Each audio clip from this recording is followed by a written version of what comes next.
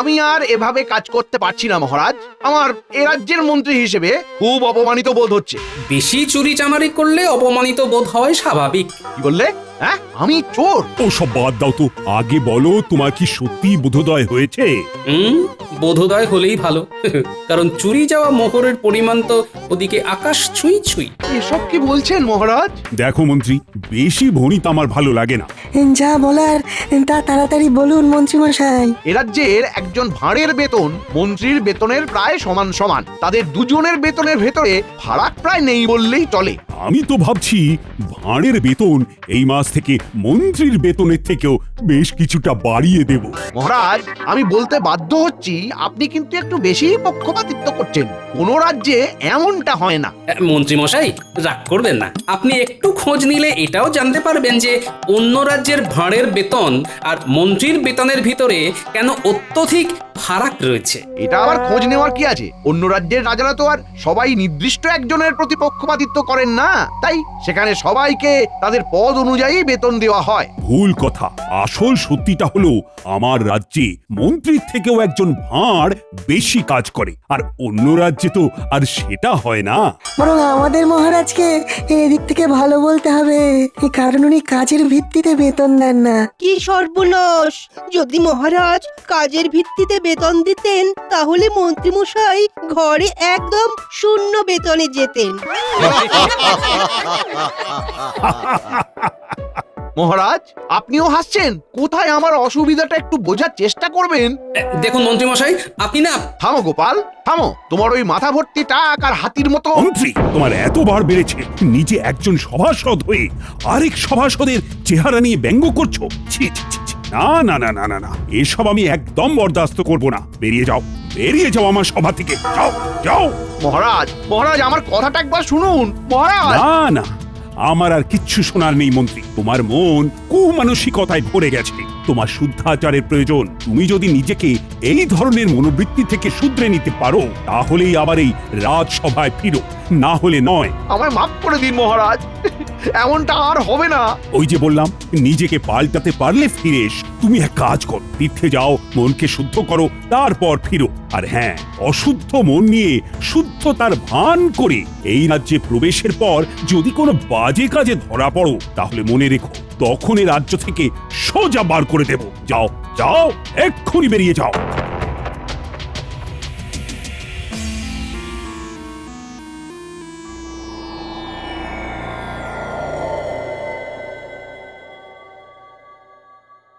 কিরে ঘটে, ব্যাপারখানে কি? মন্ত্রীমশাই আমাদের ডেকে নিজে এমন উদাস হয়ে বসে। কবি টবি হবে নাকি? আমার মনটা খুব খারাপ রে, তার সাথে বেশ রাগও হচ্ছে। কার উপরে? আরে গোপালের চেহারাটা যে হাতির মতো, সেটা বলতেই মহারাজ গেলেন চোটে। আমায় সব সভাসদদের সামনে তাড়িয়ে দিয়ে বললেন মনকে শুদ্ধ করে ফিরতে। ওই দুজনকে আমায় জব্দ করতেই হবে। বুঝেছি বুঝেছি, তাই আমাদের ডেকেছেন, তাই তো? সবই তো বুঝিস, সব কথা কি আর মুখে বলতে হয়? কিছু একটা পরিকল্পনা কর। আমাদের হাতটা গরম করে দিন, কাজ হয়ে যাবে। আমার এখন মাথা গরম আছে, তাই তোদের হাতের বদলে উড়ন আর বসন দিয়ে কান গরম করে দিতে পারি। সুতরাং এখন যা, আগে কাজের কাজটা কর। বেশ, তাহলে আসি। কাল ভোরে এই পরিকল্পনা করে আপনার বাড়ি যাচ্ছি। বেশ হয়েছে, মহারাজ মন্ত্রীকে বার করে দিয়েছেন। হ্যাঁ, মানুষের চেহারা ভারী হতেই পারে, তা বলে এমন কথা কেউ বলে? মন্ত্রী মশাই বরাবর অমন স্বভাবেরই লোক, বুঝলে। যাদের স্বভাব এমন হয় তারা হাজার চেষ্টা করলেও সহজে বদলায় না। হ্যাঁ গিন্নি, চেষ্টাটাও সৎ হতে হয়, না হলে এরকমও মানুষ করে যে ভিতরে ভিতরে কোনো চেষ্টা করে না, এদিকে মুখে বলে চেষ্টা করেও কোনো লাভ হচ্ছে না। মানুষ চেষ্টা করলে সব পারে গিন্নি। তোমার সাথে মন্ত্রী মশাই এরকম করলে না আমার খুব খুব রাগ হয়। হ্যাঁ না, এর জন্য আমার কোনো আক্ষেপই নেই গিন্নি। আমি আমার রাজ্যকে ভালোবাসি, তাই করি। তাছাড়া একজন রাজ্যবাসী হিসেবে এটা তো আমার কর্তব্য। সত্যি তোমার জন্য না আমার না খুব গর্ব হয় গো। আর আমারও তোমার জন্যে।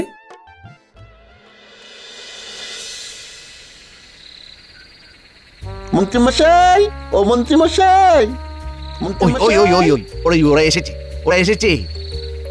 আয় আয় আয়, কিরে বটা, তোর হাতে এটা কি? এটা একটা বহু দূরের রাজ্যের মানচিত্র। আপনাকে এইখানেই শুদ্ধাচারের জন্য যেতে হবে। এই বেটা হতচ্ছাড়া, আমায় শুদ্ধাচারে কোথায় পাঠাবি তা ঠিক করার ভার তোদের দিয়েছি নাকি? আচ্ছা আচ্ছা, শুনুন মন্ত্রী মশাই, শুনুন। এই মানচিত্রর জায়গায় আপনাকে আসলে যেতে হবে না। আপনি বৌঠানকে নিয়ে ওই নিজের শ্বশুর বাড়িতে চলে যান এবং ঠিক 7 দিন বাদে এই রাজ্যে আবার ফিরে আসুন। তারপর গায়ে সাদা চাদর এবং ধুতি পরে কপালে বেশ বড় সড়ো তিলক কেটে সবাই গিয়ে বলুন আপনি শুদ্ধ হয়ে এসেছেন। আপনার মনে আর কোনো জটিলতা নেই। আমায় যদি জিজ্ঞাসা করে কোথা থেকে গিয়ে শুদ্ধাচারী হয়ে এলাম, আর আমার এই মিথ্যে বলার সাথে এই মানচিত্রটারই বা কি সম্পর্ক? বলছি সব বলছি, শুনুন। মানচিত্রটায় যে রাজ্যটা আছে তার নাম পুণ্যি রাজ্য। সে রাজ্যের রাজা একজন পাগলা, তাই তার রাজ্যে যেই যায় সে আর বেঁচে ফেরে না। তাই আপনি যেদিন রাজসভায় যাবেন সেই দিন হাতে করে ওই মানচিত্রটা নিয়ে যাবেন এবং সবাইকে বলবেন এই রাজ্যে একজন গুরু থাকেন, তার সান্নিধ্যে গিয়েই আপনার এমন আমূল পরিবর্তন ঘটেছে। আর গুরুর নাম জিজ্ঞাসা করলে যাই হোক কিছু একটা ওই বানিয়ে বলে দেবেন, কেমন? আর বলবেন এই গুরু স্বয়ং কৈলাস পর্বত থেকে সাধনা করে ফিরেছেন। উনি সবার সব ধরনের পাপ গ্লানি মুছিয়ে মৃত্যুর পরে স্বর্গ লাভ করার পথ সুগম করে দেন। বলবেন বাবাজি মহারাজকে নিমন্ত্রণ করেছেন। আপনি এমন ভাবে কথাগুলো বলবেন যাতে ওই মহারাজ এবং গোপাল ওই জায়গায় যাওয়ার জন্য আগ্রহ প্রকাশ করে, আর একবার চলে গেলেই নিশ্চিত মৃত্যু। আর আমারও কেউ পথের কাঁটা থাকবে না। গোটা রাজ্যের আমি রাজা হব। বাহ বাহ বাহ, বাহ রে বাহ বটা ঘটা। আমার সাথে বদমাশি করে করে তোরাও তো দারুণ পরিকল্পনা করতে শিখে গেছিস দেখছি। বাহ, এবার আমাদের মোহর দিন। পরিকল্পনা তো শুনেই নিলেন। এত তাড়াহুড়ো করিস কেন বলতো? বাইরে পরিকল্পনাটাও তো তাড়াহুড়ো করেই দিলাম। তার বেলায় একদম ঠিক। কাজ হবে, মোহর ছড়বে, এইটাই তো নীতি। দাঁড়া দাঁড়া দাঁড়া, আর বাজে বকিস না।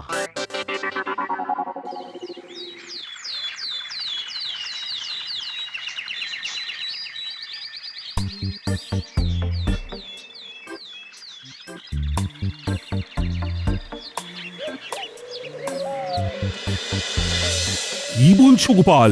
মন্ত্রী সত্যি সত্যি মন পরিশুদ্ধ করতে তীর্থে গেছে? আগে হ্যাঁ মহারাজ, নিজের চোখে দেখে এলাম বাড়িতে তালা ঝুলছে, আর পাড়া প্রতিবেশীদেরও নাকি বলে গেছে যে সে নিজেকে পরিশুদ্ধ করতে স্ত্রীকে নিয়ে দিন সাতেকের জন্য তীর্থে যাচ্ছে। বাবা, আমার এক কথাতেই যে মন্ত্রী এভাবে তীর্থে যাবে ভাবতেই পারছি না। যাকে এখন মন্ত্রীর সুমতি হলেই হলো, কি বলেন? যা বলেছো। আচ্ছা মহারাজ, আমি তাহলে আজ আসি। হ্যাঁ, বেশ বেশ বেশ। ও গোপাল, একটা কথা ছিল। বলুন মহারাজ। বলছি যে যতদিন না মন্ত্রী ফিরছে তুমি কি আমার রাজ্যের নতুন মন্ত্রী হবে? ও বাবা, ক্ষমা করুন মহারাজ, আমি এই রাজ্যের ভাঁড় হিসেবেই ঠিক আছি। ওইসব ভারী ভারী পদে আমায় বসাবেন না মহারাজ। আমি জানতাম তুমি ঠিক এই উত্তরটাই দেবে। বেশ গোপাল, ঠিক আছে, তুমি এখন আসতে পারো।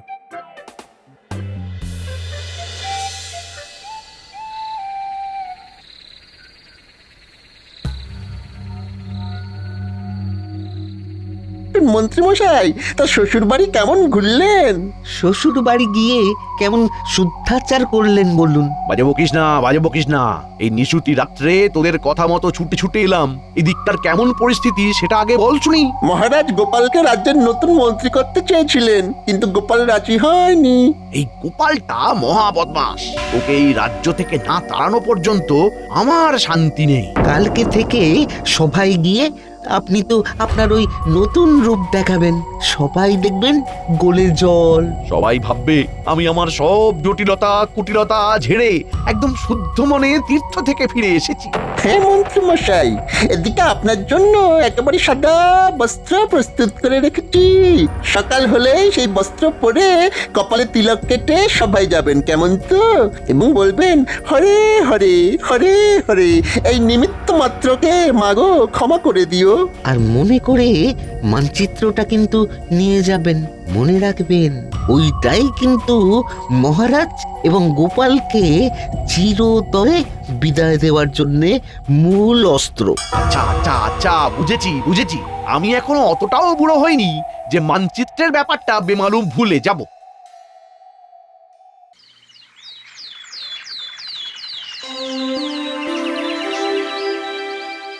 তাহলে সবাই বলছো নতুন পদ্ধতিতে কাজ করতে কোনো রকম অসুবিধে হচ্ছে না, তাই তো? না মহারাজ। বেশ, শুনেও ভালো লাগছে। তোমরা এইভাবেই সবাই একে অপরের পাশে থেকে মন দিয়ে কাজ করে যাও। হ্যাঁ মহারাজ।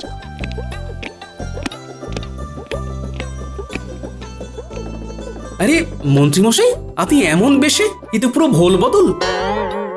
হ্যাঁ মন্ত্রী, তুমি? এ কি বেশ বদল? শুধু আমার বেশ বদল হয়নি মহারাজ, গোটা আমিটাই বদলে গেছি। আমার এখন পৃথিবীর সব মোহমায়াই বড্ড মেকি মনে হচ্ছে। এখন আমার মন শুধু এইটাই বলতে চাইছে যে আমি নিজের মতো বাঁচতে চাই, আমি আমার মতো ভালো আছি, কারুর সাথে পাঁচি নেই। শান্তি শান্তি শান্তি। মন্ত্রী, ও মন্ত্রী, এ তোমার হলো কি? আমি যে তোমাকে চিনতেই পারছি না। এসব ব্যাটার চাল কি না কে জানে। মহারাজ, আমি আপনার কাছে কৃতজ্ঞ। ভাগ্যিস আপনি আমার মনকে শুদ্ধ করে তোলার জন্য তীর্থে যাওয়ার আদেশ দিয়েছিলেন, না হলে তো আমি আমার সকল পাপ ধুয়ে মুছে মৃত্যুর পর স্বর্গলাভ সুনিশ্চিত করতেই পারতাম না। মন্ত্রীমশাই, আপনার স্বর্গলাভ সুনিশ্চিত, এটা কি সত্যি? হ্যাঁ গোপাল, আমি তো আর আগের মতো নেই। আমি আমার সব পাপ ধুয়ে মুছে করেছি সাফ। তুমিও আমায় ক্ষমা করে দিও। এসো এসো, বরং তোমার পা ধরে ক্ষমা চাই। ভুল স্বীকার করতে এখন আর আমার কোনো দ্বিধা নেই গোপাল। তা কে তোমায় শুদ্ধ হতে সাহায্য করলো শুনি? আর তুমি কোথায় বা তীর্থ করতে গেছিলে? এই দেখুন এই মানচিত্রটা, এই যে এই এই এই এই গোল মতো জায়গাটা দেখছেন, এটা হলো পুণ্যি রাজ্য। আমাদের রাজ্য থেকে প্রায় 150 ক্রোশ দূরে এখানে ধুনি বাবার আশ্রম আছে। উনি স্বয়ং কৈলাস পর্বত থেকে সাধনা করে ফিরেছেন। এই বাবার কাছে গেলে উনি এমন এক জল দেন যা দিয়ে স্নান করলে সবার পাপ মুছে গিয়ে স্বর্গলাভের পথ সুগম হয়ে যায়। এছাড়া ধুনি বাবাই বোঝান আসল জীবনের অর্থ কি, মায়া মোহ কাটিয়ে কিভাবে সাদা সিধে জটিলতা কুটিলতাবিহীন জীবনযাপন করা যায়। হরে হরে, মা গো, অপরাধ না নিয়ে ক্ষমা করে দিও মোরে। আর হ্যাঁ মহারাজ, উনি আপনাকেও কিন্তু সেখানে অনেকবার করে যাওয়ার জন্য আমন্ত্রণ জানিয়েছেন।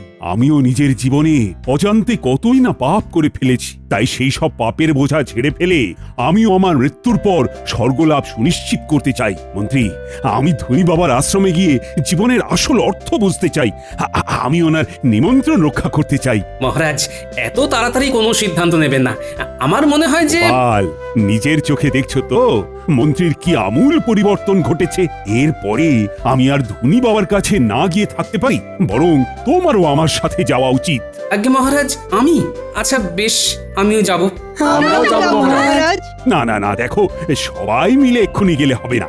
আগে আমি আর গোপাল ঘুরে আসি, তারপর তোমরা দলে দলে যেও। একদম ঠিক। তাহলে মহারাজ, কবে রওনা দেবেন? হ্যাঁ, কাল একদম ভোরেই রওনা দিতে চাই, বেশি দেরি করে তো লাভ নেই। আচ্ছা মন্ত্রী, আমি যেহেতু কদিন থাকছি না, তাই তুমি একটু কষ্ট করে রাজ্যটা সামাল দিও, কেমন? মহারাজ, আমায় আবার এসবের মধ্যে কেন জড়াচ্ছেন? রাজ্যপাঠ আমি যে দিয়েছি ছেড়ে। এই কটা দিন একটু সামলে দাও মন্ত্রী, আমি কিছু শুনতে চাই না। বেশ মহারাজ, আপনি যখন বলছেন তখন তাই হোক। ও মন্ত্রী, আরেকটা কথা, বাবার কাছে যাওয়ার জন্য কি কোনো রকম বিশেষ নিয়মপত্র আছে? মহারাজ, সমস্ত অহংকার ছেড়ে, রাজবেশ ছেড়ে, সৈন্য ছাড়া একদম আর 5টা সাধারণ মানুষের মতো পায়ে হেঁটে যান, তাহলেই দেখবেন বাবা আপন করে নিয়েছেন। বুঝে গেছি বুঝে গেছি।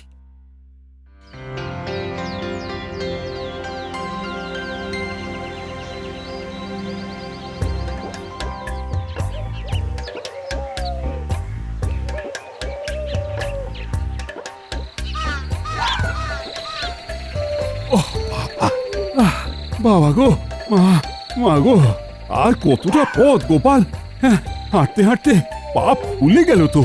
মহারাজ, বুঝতেই পারছি আপনার খুব কষ্ট হচ্ছে, কিন্তু আরেকটু কষ্ট করে ওই বট গাছটা পর্যন্ত চলুন, তাহলে আপনি পুণ্যি রাজ্যে প্রবেশ করে ফেলবেন। ওই বট গাছটা থেকে শুরু হচ্ছে পুণ্যি রাজ্য। গোপাল, ও গোপাল, আজ রাত্রিটা থাকবো কোথায় বলো তো? ওই বট গাছের নিচেই কি কাটাতে হবে? হ্যাঁ মহারাজ, আপাতত তাই তো মনে হচ্ছে, কারণ ত্রিসীমানায় তো কোনো বাড়ি দেখছি না। আর মানচিত্র অনুযায়ী আমরা পুণ্যি রাজ্যে প্রবেশ করলেও বাবার আশ্রম আরো খানিকটা দূরে রয়েছে মহারাজ, যেখানে আপনি কাল সকালের আগে যেতে পারবেন না। বেশ, তাহলে গাছের নিচেই রাতটা কাটাই আর কি। পুণ্যি রাজ্যে এসে পুণ্য করতে একটু কষ্ট তো সইতেই হবে। একদম চিন্তা করবেন না মহারাজ, আপনি নিশ্চিন্তে ঘুমন, আমি জেগে আছি।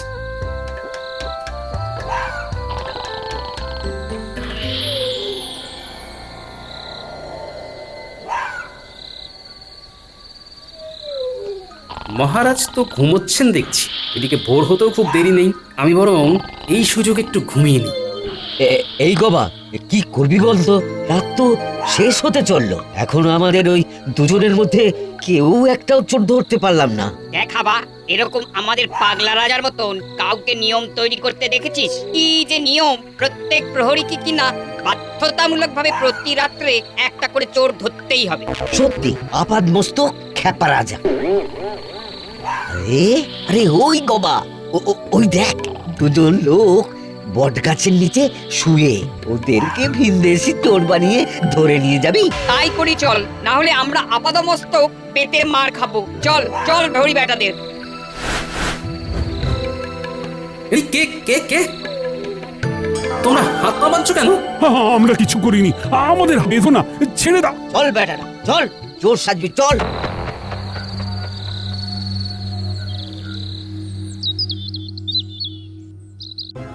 আমাদের তোমরা ছেড়ে দাও, আমরা চোর নই। আরে জানি জানি, সে তখন থেকে এক কথা বলে কানটা ছাড়া পালা করে দিল। আহা, জানোই যখন চোর নই তখন ধরে রেখেছো কেন? এই আড্ডা আপনাকে নিয়ে তো ভীষণ মুশকিল হলো, ঠিকঠাক করে কথাও বোঝে না।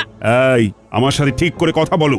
আমি তোমাদের মহারাজকে বলে দেব যে তোমরা জানো যে আমরা চোর নই, তবু ধরে এনেছো। বলেও কিছু লাভ হবে না বুড়ো, আমাদের রাজা কারোর কথাই শোনেন না।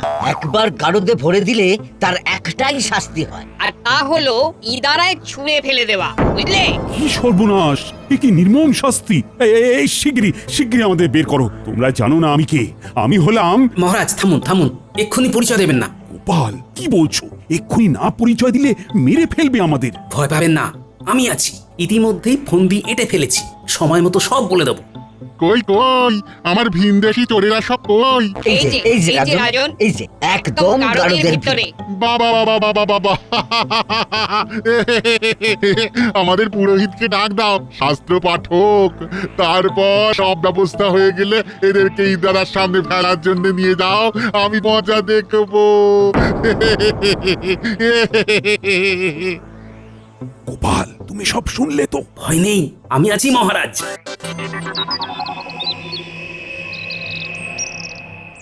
তাহলে সব প্রস্তুত তো? হ্যাঁ, এই এই তুমি তুমি ওদিকে ওনার কাছে যাচ্ছ কেন? আমাকে ঠাকুরের নাম শোনাতে। মরতে যাচ্ছি তো তাই। মহারাজ, আপনি এবারে আমার সাথে মারপিট শুরু করবেন। ওরা যদি জানতে চায় কেন মারপিট করছি, তাহলে বলবেন আমরা পেশায় জ্যোতিষী। আমরা গণনা করে দেখেছি যে আজ দুজনের ভেতরে যেজন আগে ইদারায় ঝাঁপ দিয়ে মরবে সেই স্বর্গবাসী হবে এবং পুণ্য লাভ করবে। বেশ বেশ, মুক্ত করে দাও দুজনকে, মুক্ত করে দাও। আমি আগে ইদারায় ঝাঁপ দেবো। না, আমি। তবে রে বেটা, দেখ কেমন মারি তোকে। আয় আয়, আমিও মজা দেখাচ্ছি। কি তোমরা থামো, তোমরা থামো, তোমরা থামো, তোমরা কারা শুনি? হ্যাঁ, এভাবে মারপিট করছো কেন? আমরা জ্যোতিষী, গণনায় দেখেছি যে আজকে ইদারায় ঝাঁপ দিয়ে আগে যে মরবে সে পুণ্য লাভ করবে এবং স্বর্গবাসী হবে। কি তোমরা চোর নও?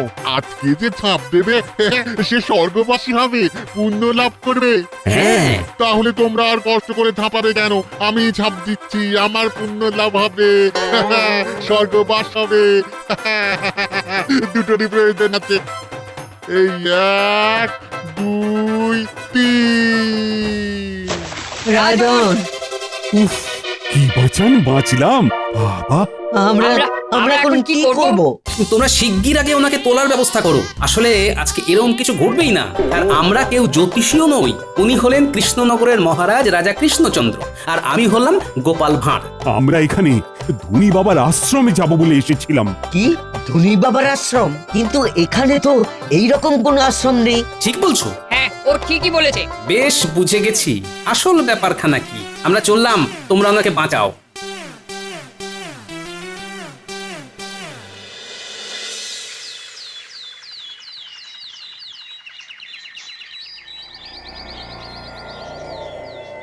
রে তাহলে এই দুদিনে দুজনেই পটকে গেছে বল? পাগলা রাজা কাউকে আস্ত রাখে না, সবাইকে জোর অপবাদে ইনারায় ফেলে মারে। সব এখন ছাড়তো। এইদিকে ওই দুদিনের ভিতরেই মন্ত্রী মশাইয়ের চুরি করা মোহরের সংখ্যা দেখো, ৯ করে ৭০০টা। কি কাণ্ড দেখেছো? সব বেটা মন্ত্রীর ভড়ংবাজি। চলুন এবার ভিতরে যাই।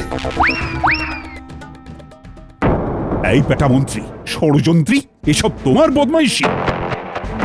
চলুন মন্ত্রী মশাই, এবারে আপনাকে ইদারায় ফেলবো। ওরে বাবারে, ওরে বাবারে, ভূত ভূত ভূত ভূত! ঘটা পালা। আমরা ভূত নই। চলো মন্ত্রী, চলো এবার।